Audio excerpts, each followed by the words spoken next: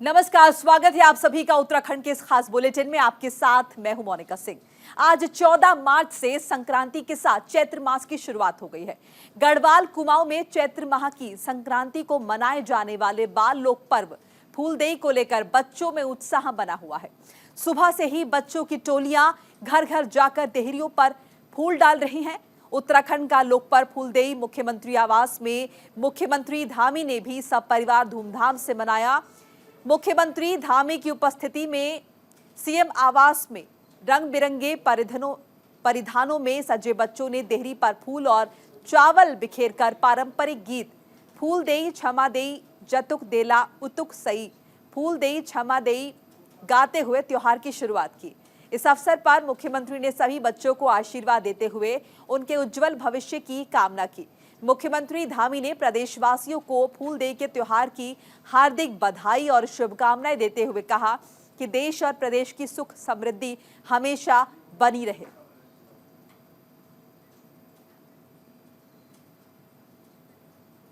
देहरादून में Uttarakhand diploma engineers federation ने आभार और सम्मान समारोह का आयोजन किया, जिसमें सीएम धामी ने समारोह में मुख्य अतिथि के रूप में शिरकत की। समारोह में सीएम धामी को सम्मानित किया गया। समारोह को सीएम धामी ने संबोधित करते हुए कहा कि हमारे पास कौशल से परिपूर्ण इंजीनियर्स हैं जो आज प्रदेश और राष्ट्र के निर्माण में उल्लेखनीय योगदान दे रहे हैं। आज हमारे सामने कुछ चुनौतियां हैं जिन पर हम सभी को काम करना है। प्रधानमंत्री मोदी ने अनेक अवसरों पर कहा कि 21वीं सदी का तीसरा दशक उत्तराखंड का है, जिसमें हम सभी को अपनी भागीदारी देनी है।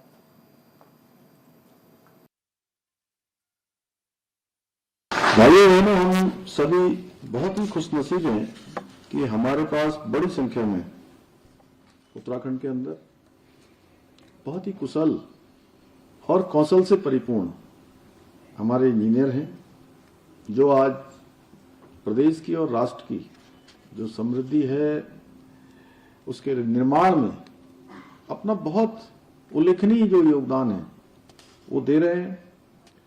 और मैं सच कहूं तो आप लोग हमारे जो प्रदेश की रीढ़ हैं, आप बिल्कुल उसके आधार स्तंभ हैं।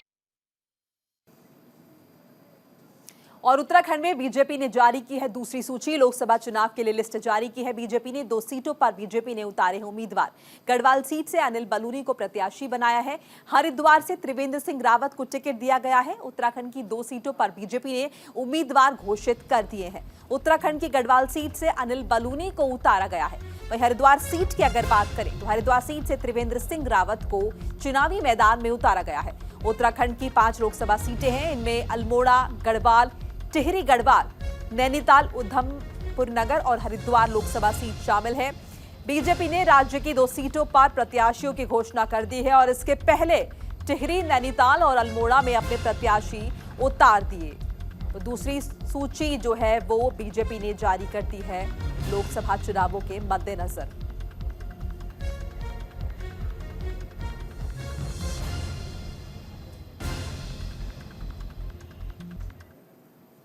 हरिद्वार निर्वाचन क्षेत्र से अपनी उम्मीदवारी पर बीजेपी नेता त्रिवेंद्र सिंह रावत ने कहा कि मुझे यह जिम्मेदारी देने के लिए प्रधानमंत्री मोदी, पार्टी अध्यक्ष JP Nadda, PM Modi, CM Dhami को धन्यवाद देना चाहता हूं।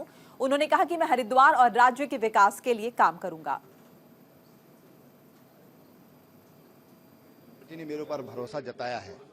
मैं पार्टी को विश्वास दिलाना चाहूंगा कि मैं आपकी अपेक्षाओं पर खरा उतरने का पूरा तरह प्रयास करूंगा और क्षेत्र के विकास के लिए भरपूर काम करूंगा। ये मैं अपने नेतृत्व को भी विश्वास दिलाता हूं और हरिद्वार की जो जनता है उसको भी आस। और उत्तराखंड में कांग्रेस ने की उम्मीदवारों की घोषणा। कांग्रेस ने मैदान में उतारे 3 उम्मीदवार। अल्मोड़ा सीट से प्रदीप टम्टा को बनाया गया है उम्मीदवार। पौड़ी सीट से गणेश गोदियाल को बनाया गया है उम्मीदवार। गढ़वाल से जोत सिंह घुनसोला कांग्रेस के उम्मीदवार हैं। दोनों पार्टियों ने 2 सीटों पर उम्मीदवार नहीं उतारे हैं। देखिए, लोकसभा चुनाव को लेकर पूरे देश में तैयारियां चल रही हैं और सभी पार्टियों ने अपने अपने उम्मीदवार, अपने प्रत्याशियों की घोषणा शुरू कर दी है। जहां एक तरफ बीजेपी ने उत्तराखंड में 3 सीटों टिहरी, नैनीताल और अल्मोड़ा में अपने प्रत्याशी उतार दिए हैं, वहीं कांग्रेस की तरफ से जारी प्रत्याशियों की सूची में उत्तराखंड की 3 सीटों पर कांग्रेस ने प्रत्याशियों की घोषणा की है। कांग्रेस ने अल्मोड़ा सीट पर एक बार फिर टम्टा वर्सेस टम्टा का कार्ड खेला है, जहां एक तरफ बीजेपी ने अपने सिटिंग सांसद अजय टम्टा को उम्मीदवार बनाया है। वहीं 2019 में कांग्रेस के प्रत्याशी रहे प्रदीप टम्टा को एक बार फिर अपना उम्मीदवार बनाया गया है। बता दें कि प्रदीप टम्टा राज्य बनने के बाद होने वाले विधानसभा चुनाव में 2002 से सोमेश्वर सीट से विधायक रहे। वहीं अल्मोड़ा से 15वीं लोकसभा के कांग्रेस सांसद रहे। इसके बाद 2016 में कांग्रेस ने इनको राज्यसभा भेजा।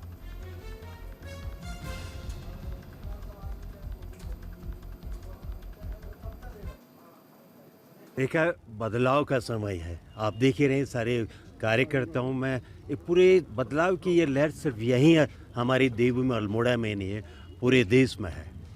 चाहे हमारे सांसद हों 10 साल की या दिल्ली की में बैठे हुए प्रधानमंत्री हो, कहाँ गया वो रोजगार जो प्रतिवर्ष 2 करोड़ की बात करते हैं, जो प्रतिवर्ष कहते थे हम भ्रष्टाचार को दूर करेंगे, जो किसानी की आय को दुगनी 2022 तक कहते थे, तो तमाम आवासहीन लोगों को 2022 तक आवास दिलाने की बात करते थे। और आगे बढ़ेंगे। मसूरी विधानसभा से कांग्रेस के पूर्व विधायक जोत सिंह कुनसोला को कांग्रेस पार्टी ने टिहरी लोकसभा सीट से प्रत्याशी बनाया है, जिसके बाद मसूरी में कांग्रेस कार्यकर्ताओं में खुशी की लहर दौड़ गई है। वहीं लोग जोत सिंह को शुभकामनाएं दे रहे हैं। पत्रकारों से बातचीत करते हुए जोत सिंह कुनसोला ने पार्टी के शीर्ष नेतृत्व का उन पर भरोसा जताए जाने पर आभार व्यक्त किया है। उन्होंने कहा कि वो हर संभव कोशिश करेंगे कि टिहरी लोकसभा से विजयी हो।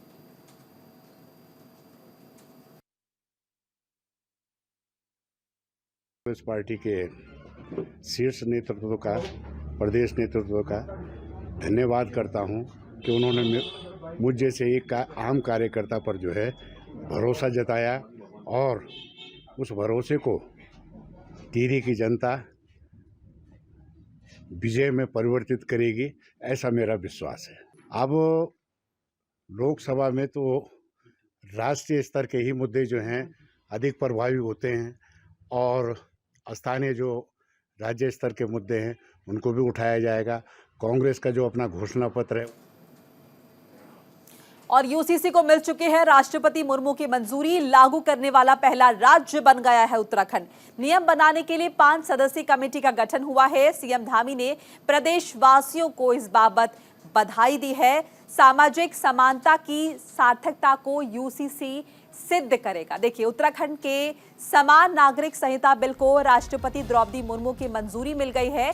इसके साथ ही अब समान नागरिक संहिता पर कानून बन गया है। बता दें कि देश की आजादी के बाद यूसीसी लागू करने वाला उत्तराखंड पहला राज्य बन गया है। इसके लिए उत्तराखंड सरकार ने समान नागरिक संहिता लागू करने के लिए नियमों उपनियमों को बनाने के लिए 5 सदस्यीय कमेटी का गठन किया है।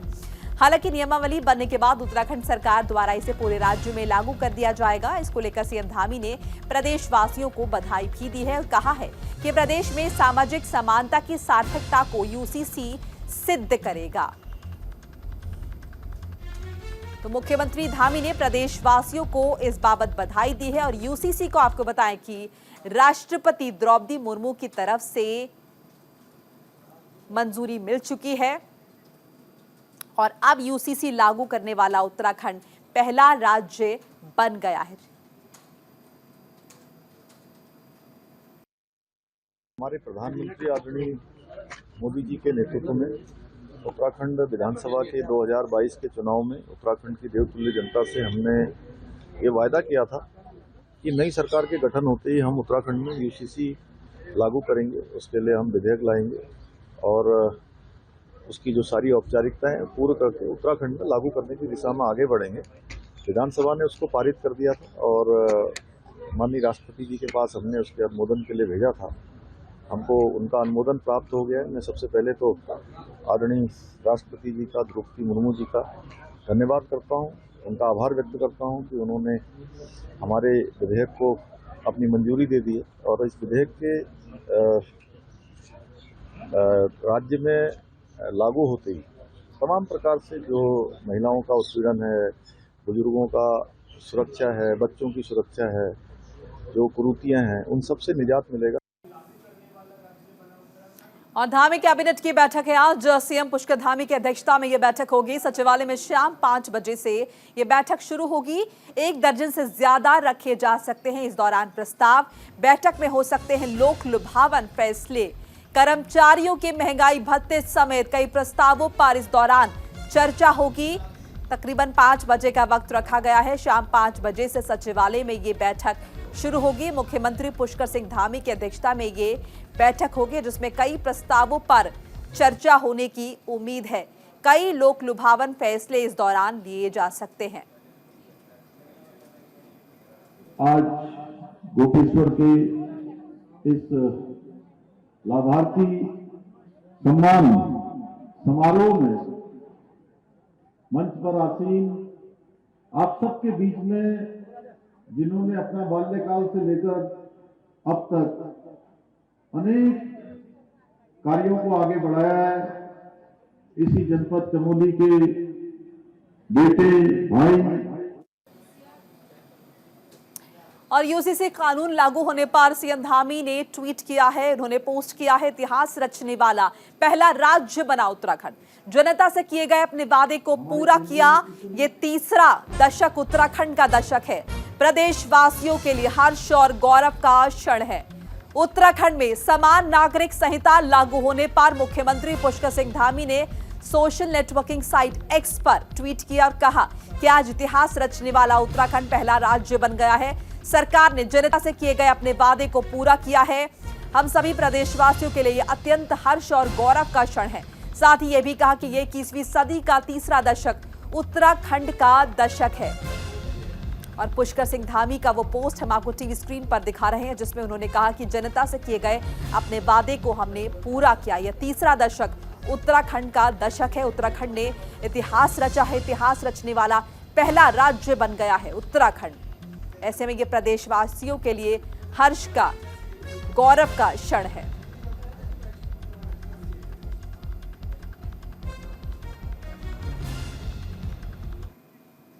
उत्तराखंड में लोकसभा चुनाव की तारीखों का ऐलान जल्द ही होना है, जिसके मद्देनजर जिला प्रशासन ने कमर कस ली है। पोलिंग बूथ से लेकर नए वोटर्स को वोटिंग के लिए प्रोत्साहित करने का काम तेजी से और बड़े स्तर पर किया जा रहा है। एसडीएम सदर हरगिरी गोस्वामी ने बताया कि जहां एक तरफ पोलिंग बूथ पर टॉयलेट, शेड, पानी, व्हील चेयर से लेकर रैंप की व्यवस्था की जा रही है, तो वहीं नए वोटर्स का प्रतिशत बढ़ाने के लिए जगह जगह मतदान शपथ कार्यक्रम चलाए जा रहे हैं।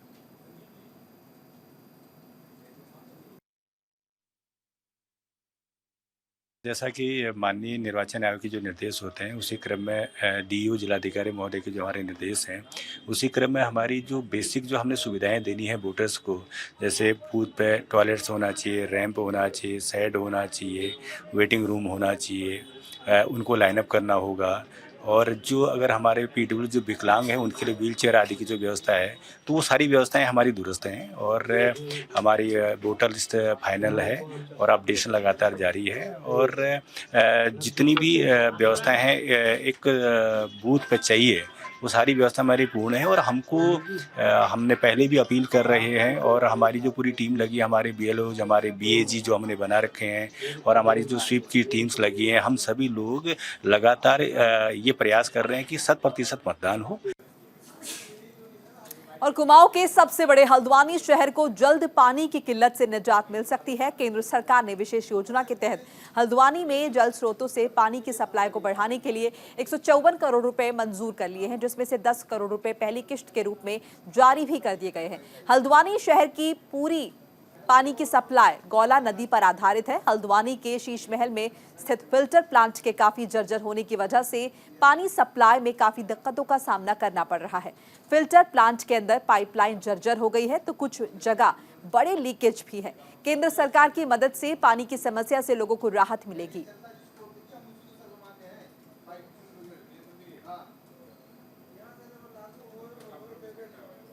और गंगोत्री हाईवे पर ज्वाला के पास भूस्खलन होने के कारण रास्ता बंद हो गया है। तेज धूप में ही हाईवे पर ज्वाला के पास पहाड़ी से भारी भूस्खलन हुआ।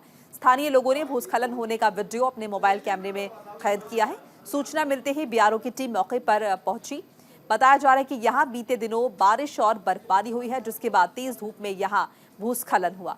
गनीमत ये रही कि भूस्खलन के दौरान कोई वाहन या राहगीर हाईवे से नहीं गुजर रहा था, नहीं तो बड़ा हादसा हो सकता था। और ये तस्वीरें आप देख सकते हैं, भूस्खलन की वजह से हाईवे बंद है। हालांकि राहत की बात ये बताई जा रही है कि जिस वक्त ये हादसा हुआ, जिस वक्त भूस्खलन हुआ, इस रास्ते से कोई राहगीर नहीं गुजर रहा था, ना ही कोई वाहन गुजर रहा था। लैंडस्लाइड की वजह से यहाँ पर पहाड़ टूट कर गिरा और उसके बाद ये रास्ता बंद हो गया, हाईवे बंद हो गया। हालांकि बीआरओ की टीम काम में जुटी हुई है। तस्वीरें आपको दिखा रहे उस वक्त की जब ये बड़ा हादसा हुआ, जब भूस्खलन हुआ, पहाड़ का हिस्सा टूटकर रास्ते पर आ गिरा। गंगोत्री हाईवे के पास ये भूस्खलन हुआ है और फिलहाल यहां पर हाईवे बंद बताया जा रहा है। हाईकोर्ट ने हल्द्वानी में रेलवे, वन विभाग और राजस्व की बेशकीमती भूमि को 100 और 500 रुपए के स्टैंप पर बेचे जाने के खिलाफ दायर जनहित याचिका पर सुनवाई की। मामले में सुनवाई के बाद 9 अप्रैल तक राज्य सरकार को शपथ पत्र पेश करने के निर्देश दिए गए हैं। सुनवाई के दौरान राज्य सरकार की ओर से जांच रिपोर्ट कोर्ट में पेश कर कहा गया है कि संबंध में उनके 8 से 10 लोगों के खिलाफ कार्रवाई की गई है।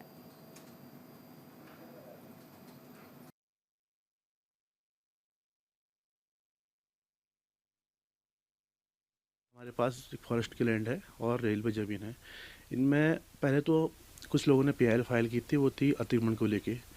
अभी जो हमारे वर्तमान याची हितेश पांडे उनके द्वारा फाइल की गई पीआईएल, उसमें हमारा द्वारा ये मेन मुद्दा ये उठाया गया है कि जो लैंड है वहाँ की गवर्नमेंट की है, चाहे रेवेन्यू है, चाहे रेलवे की है, उसमें क्या हो रहा है कि कुर्द-बुर्द की जा रहा है, उसको अवैध रूप से खरीदा और बेचा जा रहा है। जैसे कि आपने हाल फिलहाल एक मामला देखा होगा, रिसेंटली काफ़ी उछला हुआ था। तो इससे कुछ संबंधित हमारा भी केस है, हमारा बल्कि इससे कुछ ज़्यादा है, क्योंकि हमने फॉरेस्ट को भी कवर कर रखा है। तो लास्ट टाइम जब मुकदमा लगा था 4 दिसंबर को, तो ऑनरेबल हाईकोर्ट ने इसमें सरकार को इंस्ट्रक्शन देने के लिए कहा था कि इसमें क्या रिपोर्ट है करके। लक्सर में एक महिला के साथ पूर्व प्रधान समेत 3 लोगों के दुष्कर्म करने का मामला सामने आया है। पीड़िता ने इस मामले में लक्सर कोतवाली में तहरीर दी है, जिसके आधार पर पुलिस ने मामले की जांच शुरू कर दी है। वहीं आरोपी पूर्व ग्राम प्रधान ने महिला के आरोपों को निराधार बताया है। पूर्व ग्राम प्रधान का कहना है कि महिला ने रंजिश के चलते उस पर यह झूठा आरोप लगाया है।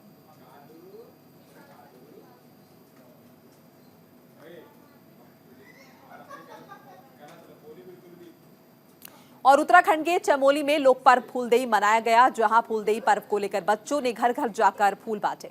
फूलदेई पर्व उत्तराखंड में सदियों से चले आ रहे प्रकृति और मानवीय समरसता को जोड़ने वाला लोक पर्व है। बसंत ऋतु के आगमन से उत्तराखंड में कई प्रकार के फूलों की बहार देखी जा रही है, जिसे लेकर फूलदेई पर्व मनाया जा रहा है। परंपरा के मुताबिक इस पर्व को अगले 20 दिनों तक मनाया जाता है।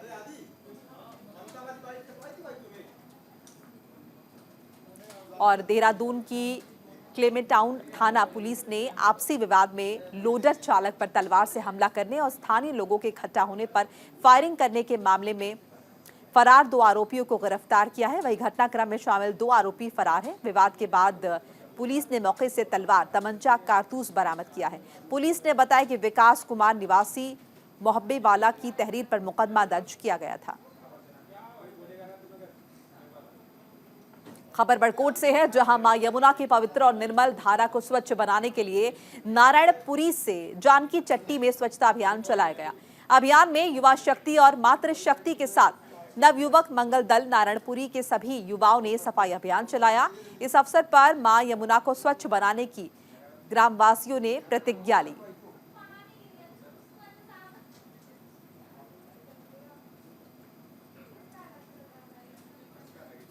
और अल्मोड़ा में ग्रामीणों ने लोकसभा चुनाव बहिष्कार की चेतावनी दी है। पानी की मांग को लेकर ग्रामीणों ने सोमेश्वर मसखाली मोटर मार्ग पर जाम लगाया और चुनाव बहिष्कार के नारे लगाए। ग्रामीणों का कहना है कि जल जीवन मिशन के तहत खाई कट्टा और क्वेराला गांव को रणखिला पंपिंग योजना से जोड़ा जाना है। ग्रामीणों का कहना है कि रणखिला पंपिंग योजना से रणखिला क्षेत्र में पर्याप्त पानी आपूर्ति नहीं हो पा रही है। ऐसे में खाईकट्टा और क्वेराला गांव में योजना का लाभ नहीं मिल पाएगा।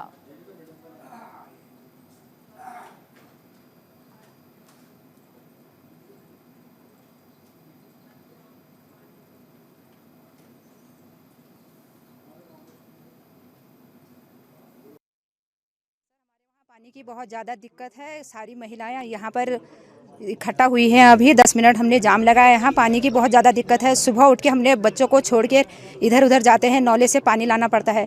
गर्मियों में तो 4 दिन दिक्कत सभी जगह होती है, लेकिन हमारे वहाँ कोयला, खड़कट्टा और दमतोला में बहुत ज़्यादा दिक्कत है। इसलिए हम सरकार से यही मांग कर रहे हैं कि हमें पानी जल्दी से जल्दी दिला दें, तभी हम हमारे गांव में एकता है कि तभी हम वोट देंगे, नहीं तो वोट नहीं, पानी नहीं तो वोट नहीं। और चमोली में राजकीय शिक्षक संघ प्रांतीय कार्यकारिणी उत्तराखंड के आह्वान पर शिक्षकों ने विभागीय भर्ती परीक्षा विज्ञप्ति 2024 का विरोध किया। शिक्षकों ने नोटिस की कॉपियां जलाकर नई नियमावली के खिलाफ नारेबाजी की। बता दें कि लोक सेवा आयोग ने प्रधानाचार्य के 692 पदों पर विभागीय भर्ती का विज्ञापन जारी किया है, जिसका राजकीय शिक्षा संघ ने जोरदार विरोध किया है। जिले के सभी 9 विकास खंडों में नाराज शिक्षकों ने विज्ञप्ति की कॉपियां जलाकर विरोध प्रदर्शन किया।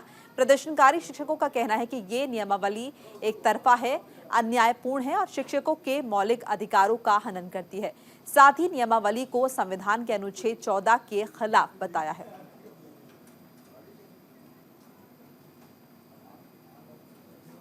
मौसम विभाग ने उत्तराखंड में बारिश की संभावना जाहिर की है। प्रदेश के अधिकांश जनपदों में ओलावृष्टि, आकाशीय बिजली चमकने का भी येलो अलर्ट जारी किया गया है। उत्तरकाशी, चमोली, दून और पिथौरागढ़, बागेश्वर समेत रुद्रप्रयाग में कुछ जगह हल्की से मध्यम बारिश की संभावना जाहिर की गई है। वहीं मौसम विभाग ने 3200 मीटर से ज्यादा ऊंचे इलाकों में बर्फबारी की संभावना जताई है।